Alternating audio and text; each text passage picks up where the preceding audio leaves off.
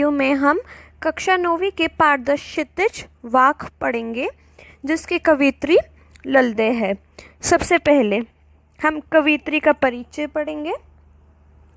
कश्मीरी भाषा की लोकप्रिय संत कवियत्री ललदे का जन्म 1320 के लगभग कश्मीर स्थित पाम्पोर के सिमपुरा गांव में हुआ था। उनके जीवन के बारे में प्रामाणिक जानकारी नहीं मिलती। ललदे को ललेश्वरी, लला, ललयोगेश्वरी और लल लारिफा आदि नामों से भी जाना जाता है। उनका देहांत सन 1991 के अंत के आसपास माना जाता है। ललदे की काव्य शैली को वाक कहा जाता है। ललदे की काव्य शैली को वाक कहा जाता है। तो वाक एक्चुअली में है क्या? वाक वाणी, शब्द या कथन है।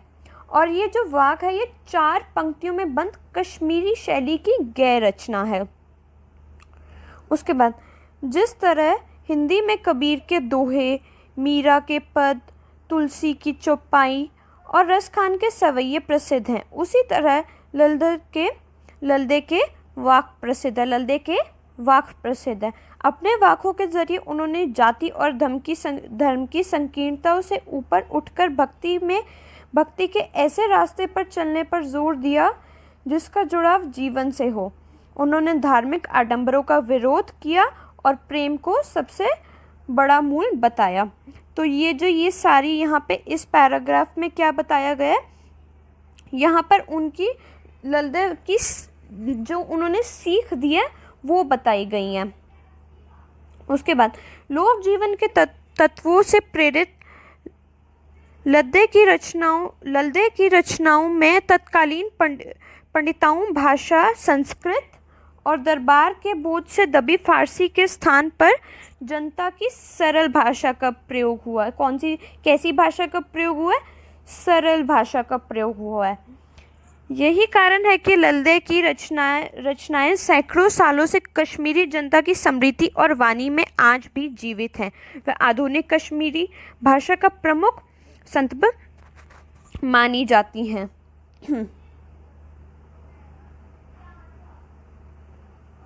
अब इस पर यहाँ पर हमें पूरे वाक, चारों वाक की हमारे पास यहाँ पे सारांश है।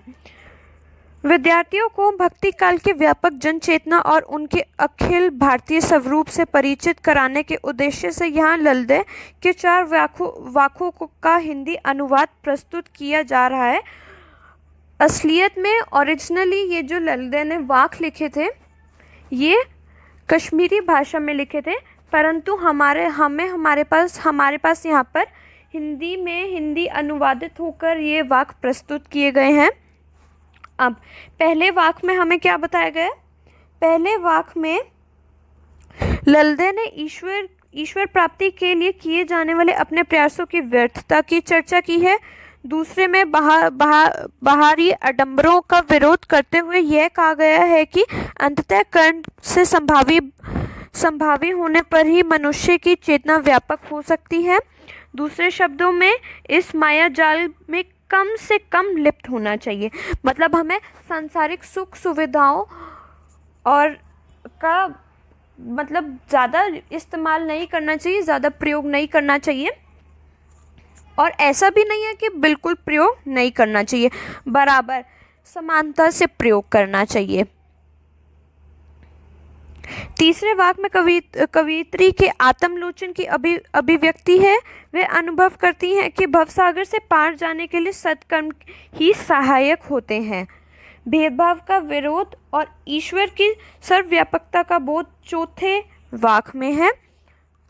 ललदे ने आत्मज्ञान को ही सच्चा ज्ञान माना है। प्रस्तुत वाकों का अनुवाद मीरा कांत ने किया है। ये एक इम्पोर्टेंट प्रश्न है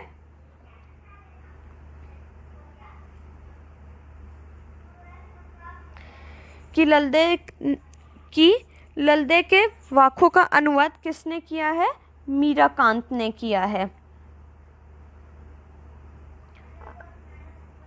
अब हम ललदे के चारों वाक को पढ़ेंगे जो हमें यहाँ पे दिए गए हैं। पहला वाक्य कहता है हमें, रस्सी कच्चे धागे की खींच रही मैं नाव, जाने कब सुन मेरी पुकार, करे देव भवसागर पार। पानी टपके कच्चे सकोरे, व्यर्थ प्रयास हो रहे मेरे, जी में उड़ती रह हूँ, घर जाने की चाह है घेरे।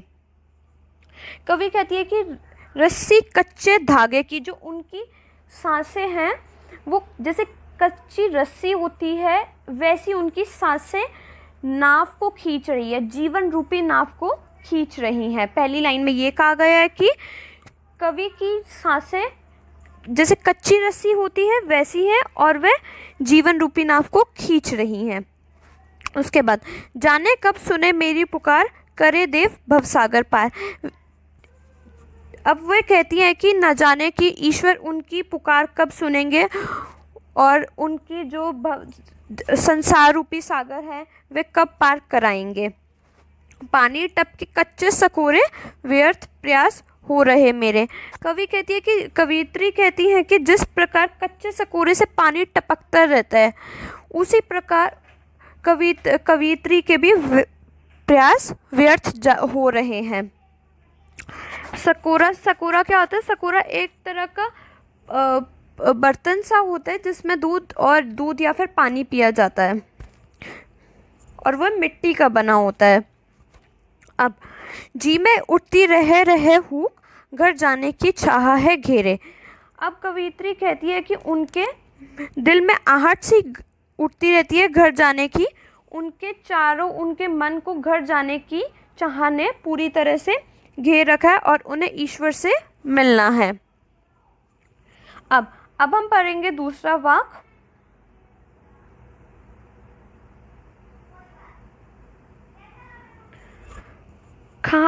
खाकर कुछ पाएगा नहीं, न खाकर बनेगा अहंकारी, सम खा तभी होगा संभावी, खुलेगी सांकल बंद द्वार की।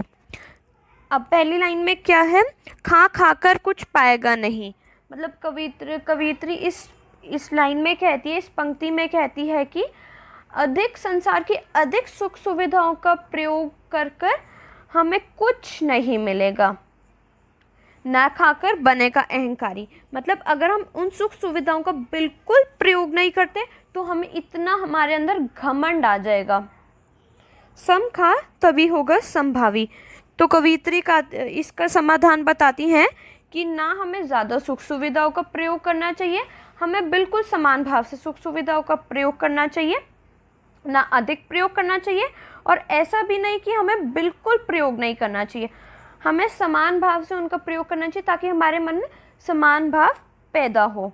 ठीक है, तभी अब कवियत्री कहती है खुलेगी सांकल बंद द्वार की। अगर हम सुख सुविधाओं का समान भाव से प्रयोग करेंगे, हमारे मन में समान भाव पैदा होगा, जिससे खुलेगी सांकल बंद द्वार की। मतलब सांकल का मतलब होता है कुंडी, जिससे जो कुंडी है बंद द्वार की वो खुल जाएगी, अर्थात हम ईश्वर से मिल जाएंगे, ईश्वर से हमारी भेंट हो जाएगी, हमें ईश्वर की प्राप्ति हो जाएगी।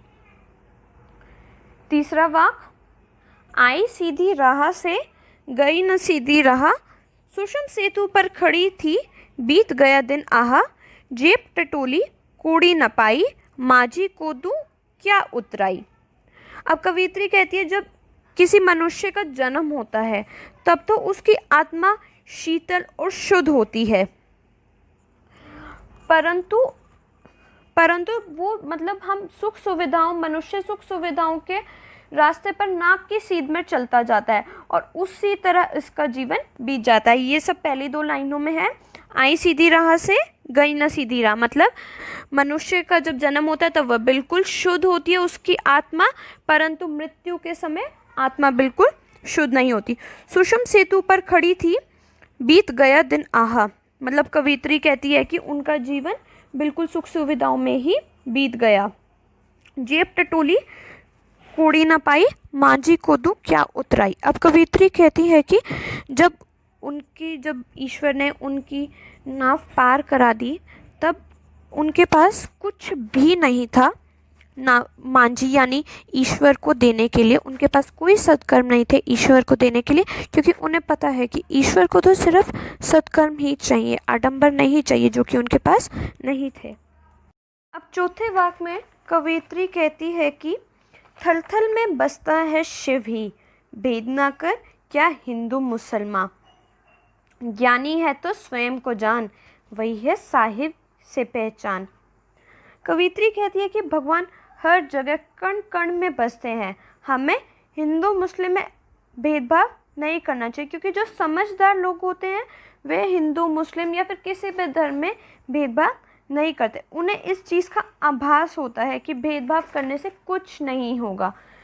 समझदार लोग, ज्ञानी लोगों को सच्चा ज्ञान प्राप्त होता है, वे स्वयं को पहचान पाते हैं और स्वयं को पहचानने से ही ईश्वर प्राप्ति होती है, क्योंकि ईश्वर हम सबके अंदर बसता है, केवल हमें ईश्वर की पहचान नहीं हो पाती, अर्थात हमें सिर्फ ज़रूरत है तो ईश्वर को पहचानने की।